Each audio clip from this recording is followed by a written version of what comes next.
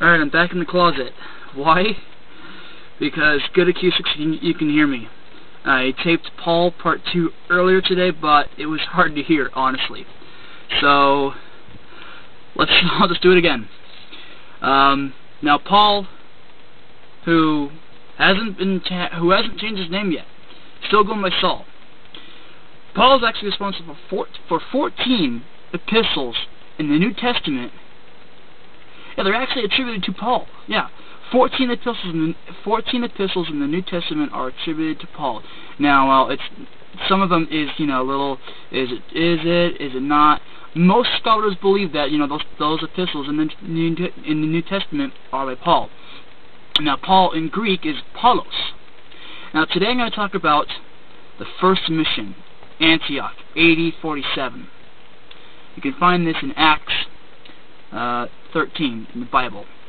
Alright, so after ministry, he was with the other apostles when one of the apostles was speaking through the Lord, through the Holy Spirit. And the Holy Spirit spoke, and he said, picking out Barnabas and Saul, that he wanted them to be sent on missionaries. He said, it was basically, I want you to go and be my missionaries and convert my people. Now this is important because this allows Saul to say, I am an apostle by no man, but by Jesus Christ and God the Father. So after he was sent on, after he was blessed, I should say, and became an apostle, his other apostle fellows put their hands on him, kind of like a good luck kind of thing, and sent him on his way with Barnabas to be missionaries. Now, Saul and Barnabas went to Cyprus and they preached. When they reached Paphos, they met the magician and false prophet Bar Yeshua. Now, the two disciples rebuked the magician, and that causes the magician to go blind.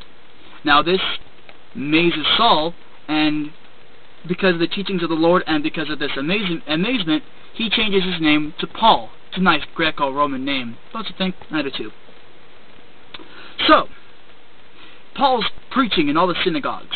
He's trying to get all the Jewish people, his colleagues, his friends, the Jewish people, to turn and follow the teachings of Jesus Christ. Because he says that any man, woman, child, Jew or Gentile can be saved to Jesus Christ. But this pisses off the Jews. Well, not all of them, but a lot of them. I mean, think of it this way. If somebody came to your town and said, hey, I want you to all stop what you believe and listen to me, some of you might get pissed. So, a lot of hostility got built up as, these Jewish people became apprehensive. In Antioch of Pisidia, Paul preached in the synagogue. His preaching became so famous in that city that all the town folks came to him to see this.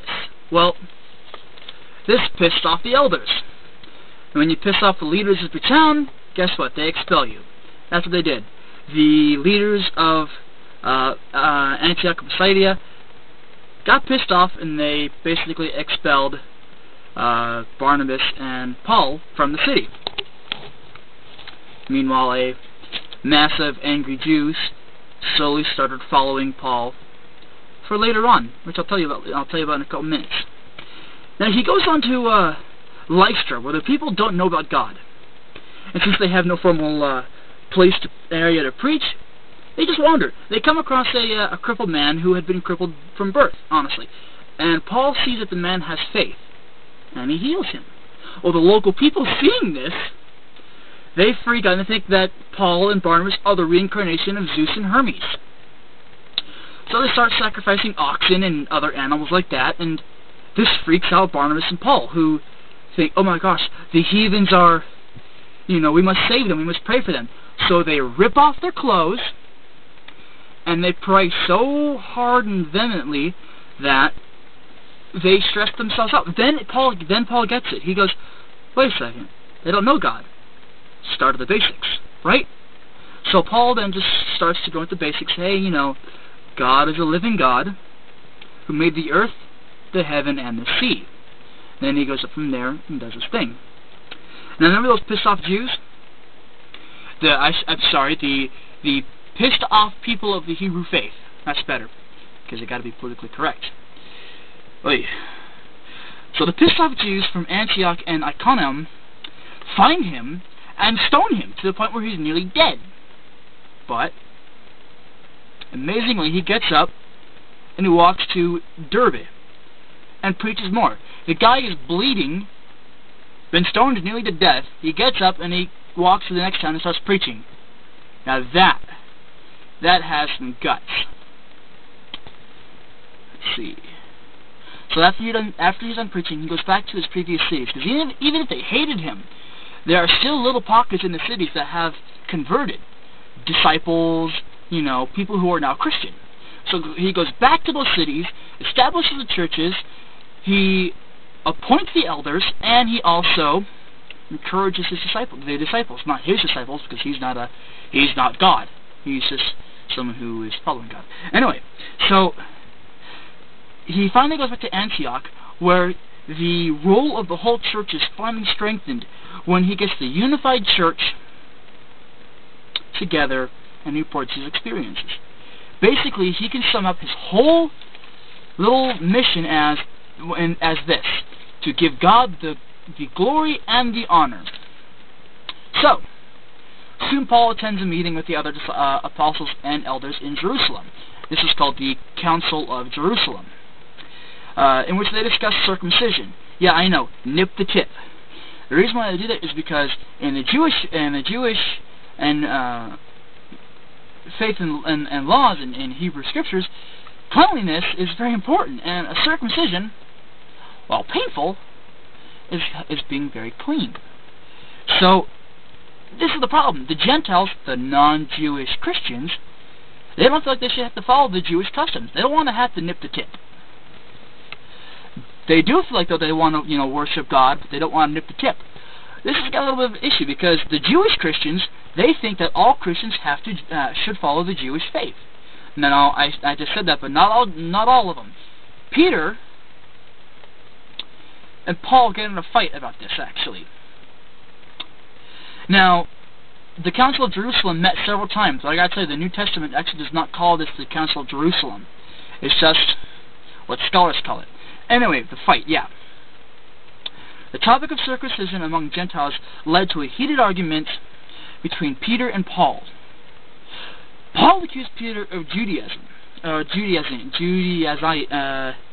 basically being, well, Judaizing. That's it, yeah, Judaizing. And this is called the Incident of Antioch. Paul says that Peter, who is a Jew, is acting like a Gentile, but forcing the Gentiles to live by the Jewish customs. Kind of like a do as I say, don't do as I do. Although scholars kind of point Paul in the wrong sometimes, but they also put him in the right sometimes. So it's a lot of I don't want to say controversy, but a little confusion on sometimes. So Paul leaves because of this, because of the tension, persona non grata, which basically means to never return. He leaves, and Acts actually doesn't even mention this. It just says, soon later Paul left. So, when he leaves, this is usually the consideration part of his beginning of his second missionary work. And now, but this time he doesn't go with Barnabas. He goes with another person. I'll explain that next time. Okay? This is Ian. Hope you enjoyed it, and thanks for watching. Goodbye.